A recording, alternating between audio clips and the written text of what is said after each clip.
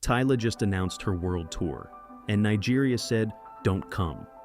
In the last 48 hours, this has blown up into one of the biggest celebrity boycotts of the year, and it has nothing to do with her music. Here's exactly what's going on and why it might not even be Tyla's fault. So here's the timeline. Tyla, the Grammy-winning South African singer behind Water, just dropped the dates for her APOP World Tour. It's massive. Stops across Europe, North America, and Africa, including a Lagos show on December 22nd, before wrapping up in Cape Town and Johannesburg in January. Normally, that's just exciting news for Nigerian fans. But this time, it set off a firestorm. Because right now, tensions between Nigeria and South Africa are at a boiling point. There have been renewed reports of xenophobic attacks on Nigerians living in South Africa. And it got even worse after a Nigerian national, Chika Ibe, reportedly died during a South African police operation in Cape Town. The Nigerian government already had to step in. Over 1,500 Nigerians affected by the violence were evacuated. The final flight landed in Lagos on July 15th, with more than 300 returnees. Nigeria's House of Representatives has now opened an investigation into the losses Nigerians suffered, and they're pushing for compensation and stronger protection going forward.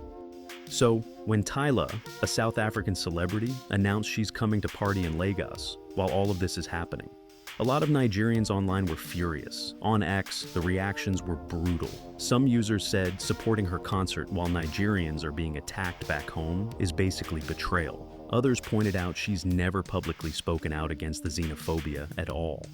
It got even more heated after reports that Nigerian singer Era Star had her own South African show canceled, allegedly after she and her team were denied visas. That's when Nigerian actor Pere Egbe jumped in, publicly calling on Nigerian immigration to deny Tyla and her team visas too, arguing that if they can do this to our own, we should do the same. That's when Boycott Tyla really started trending. But here's the twist. Not everyone agrees. A lot of Nigerians are pushing back hard on the boycott. Activist and former presidential candidate Omoyele Sowore came out and said the anger is misdirected, that Nigerians should be furious at their own leaders and South Africa's leaders, not at an artist. He declared that the Lagos concert must go on. Other users made a really good point too. Nigerian and South African artists collaborate constantly. Wizkid, Davido, Burna Boy, Tems, Omoyele, they've all worked with South African producers. Amapiano basically took over Nigerian airwaves the last few years. So, why single out Tyla? And it's not like Tyla has no connection to Nigeria. She was actually in Lagos for Dirty December back in 2024, partying with Tems and Era Star. She's collaborated with Nigerian artists before. So, now you've got two sides. One camp says, don't separate the art from the politics. Hold her accountable, deny the visa, cancel the show.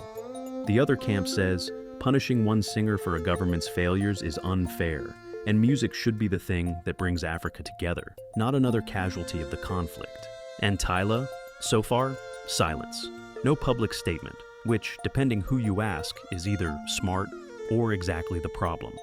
So, will the Lagos show even happen on December 22nd? Will Tyla say something before then?